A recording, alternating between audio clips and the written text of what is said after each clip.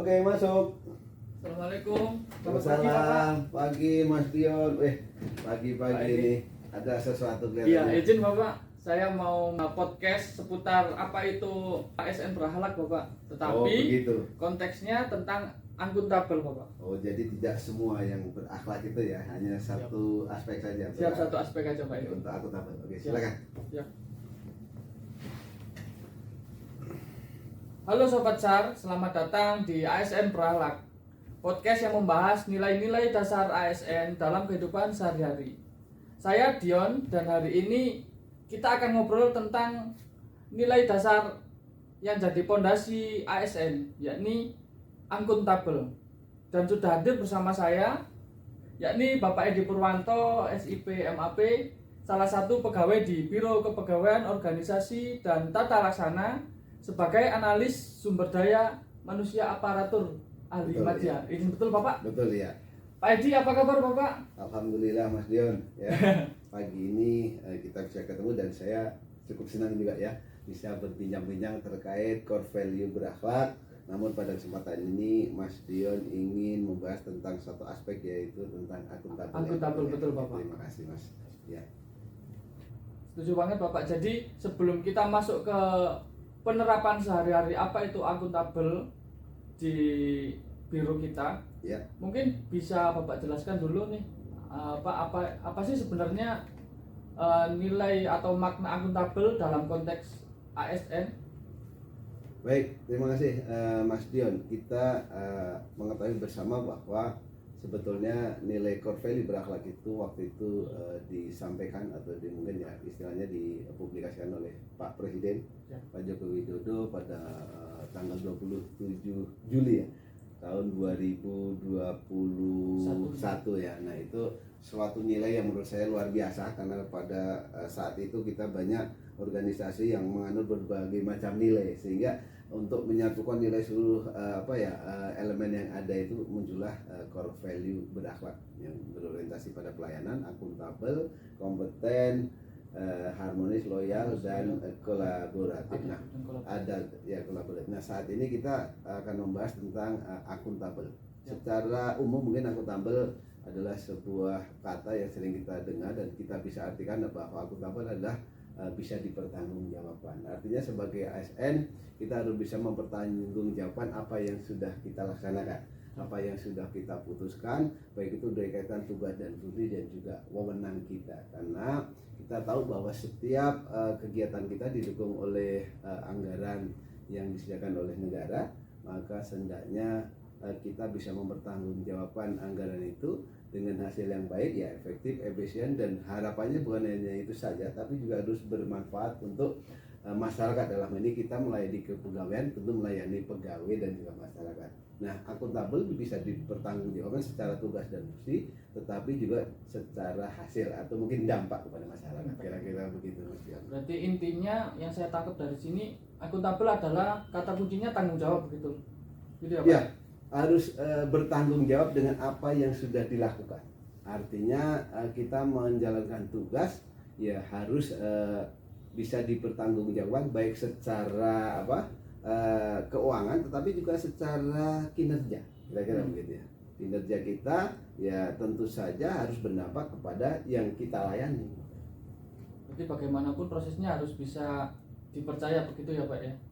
Nah, kata dipercaya tentu orang akan percaya apabila kita bisa menjalankan tugas dan fungsi itu sesuai dengan hukum atau kaidah yang berlaku. Ya kita harus memegang teguh ya integritas seperti itu ya, kejujuran. Tetapi selain itu juga kita tentu harus memberikan pelayanan yang terbaik. Apa yang diharapkan oleh penerima jasa, syukur-syukur melebihi apa yang diharapkan. Kira-kira itu Mas Dian ya. Baik, kalau secara kelembagaan nih Pak, sebenarnya konsep akuntabilitas di Biro Kepegawaian Organisasi dan Tata Laksana ini seperti apa Pak? Bisa kita lakukan langkah-langkah kecil lah yang bisa kita lakukan sebagai contohnya saya sebagai CPNS gitu Pak ya, gitu ya. atau ASN lah. Beberapa pelayanan yang ada di Biro Kepegawaian Organisasi dan Tata Laksana ya, ada yang terkait dengan bagaimana kita memberikan pelayanan terbaik kepada pegawai itu sendiri, dari mulai berbagai hal pelayanan pegawaian dari mulai teman-teman yang atau rekan kita ya terkait dengan mungkin mau naik pangkat, mungkin dengan terkait dengan jenjang karir dan lain-lain, itu bagian yang harus kita lakukan. Artinya begini, kita selaku ASN ya tentu kita harus memberikan pelayanan terbaik ya. Pelayanan terbaik itu ya mulai dari kita bisa melayani dengan tepat waktu sesuai dengan SOP yang berlaku. Nah, syukur-syukur bisa selesai kurang dari target. Kalau target 5 hari, syukur 4 hari, sudah luar biasa ya. Nah, artinya kita bisa memberikan pelayanan terbaik, tetapi juga harus bisa dipertanggungjawabkan. Kita menggunakan anggaran, kita menggunakan fasilitas, dan juga kita memiliki tanggung jawab dan wewenang. Nah, kita harus bisa dipertanggungjawabkan. Artinya pelayanan kita betul-betul memberikan manfaat kepada orang yang kita layani. Kira-kira gitu. Oke, baik, menarik Bapak. Terima kasih. Mantap. Jadi akuntabel itu sebenarnya bukan sekedar kata ya Pak ya, tapi betul. Harus diimplementasikan. Diimplementasikan dan jadi harus budaya kerja sehari-hari kita. Ya, karena nilai akan berarti bermakna kalau selain dia harus paham juga diimplementasikan. Iya, kira-kira gitu Mas ya. Cara-caranya yang bisa dilakukan untuk menumbuhkan budaya akuntabilitas di biro kita gimana Pak? Baik, pertama kalau kita ingin nilai-nilai itu diimplementasikan di lingkungan kerja, tentu kita sebagai mungkin atasan atau mungkin katakanlah senior harus memberikan contoh bahwa nilai itu betul-betul dipahami dan dilaksanakan. Jadi kalau kita tidak memberi contoh yang baik, kemungkinan itu bukan sesuatu yang menjadi budaya ya. Tetapi kalau dalam kehidupan sehari-hari, dalam tata kelola pekerjaan, kita memberikan contoh kepada rekan, pada teman-teman tim kerja, insya Allah apa yang kita contohkan itu harapannya bisa diikuti atau ditiru oleh teman-teman yang lain. Kedua, kita mengetahui bahwa masalah akuntabel ini ada hubungannya juga dengan integritas. Integritas saya kira nilai moral yang sangat penting yang harus dipenuhi atau dimiliki seorang ASN. Bagaimana ia melakukan pekerjaan itu bukan hanya pada saat diawasi pimpinan aja mereka berupaya menjadi pegawai ASN yang baik, tetapi walaupun tidak diawasi oleh pimpinan, bahwa integritas ini ada kaitannya dengan nilai-nilai luhur. Kita juga memegang nilai agama. Kita menyadari betul bahwa apapun yang kita lakukan adalah selain oleh atasan juga insya Allah mengetahui apa yang kita lakukan, dan itu menjadi pedoman bagi kita supaya supaya kita melakukan sesuatu itu bukan hanya karena diawasi, tapi juga karena memang salah satu nilai budaya kita, budaya bahwa pekerjaan adalah sebuah tanggung jawab yang ada hubungannya bukan hanya terkait dengan atasan, tapi juga dengan amal ibadah dengan Allah. Kira-kira itu Mas. Siap, terima kasih. Jadi bisa membangun kebiasaan untuk merefleksikan diri kita pribadi ya Pak ya. Iya, mulai dari kita, insya Allah teman-teman mengikuti, tetapi juga harus didorong oleh keinginan luhur dari diri kita, dari hati kita, bahwa kita bekerja adalah ibadah, dan kita bekerja atau diawasi atau tidak diawasi, tapi intinya bahwa itu adalah bagian yang notabene secara keagamaan Allah menilai itu sebagai amal ibadah. Ya, terima kasih Bapak. Ya. Wah, inspiratif sekali perbincangan hari ini Pak. Terima kasih Mas. Sebelum kita tutup, mungkin dari Pak Edi ada kesan atau pesan singkat untuk teman-teman ASN atau teman-teman Basarnas secara keseluruhan.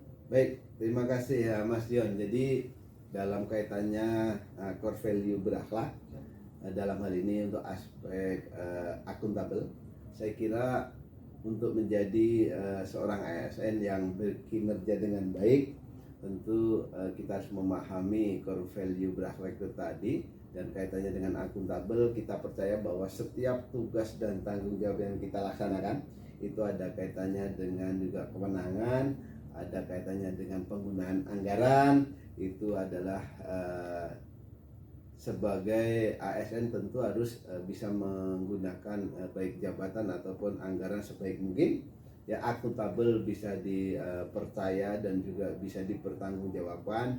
Nah, oleh karenanya harapannya tidak hanya bisa dipertanggungjawab, tapi membawa dampak Mas, maksudnya begitu. Jadi ada mungkin kegiatan yang bisa dilaksanakan sudah sesuai dengan pertanyaan keuangan, tapi belum tentu dampaknya ini besar kepada penerima manfaat. Harapan saya dengan akuntabel ini selain dipertanggungjawabkan secara keuangan, secara modal juga, tapi membawa dampak yang lebih nyata kepada masyarakat. Jadi kalau di RB itu RB yang berdampak bahasanya begitu ya.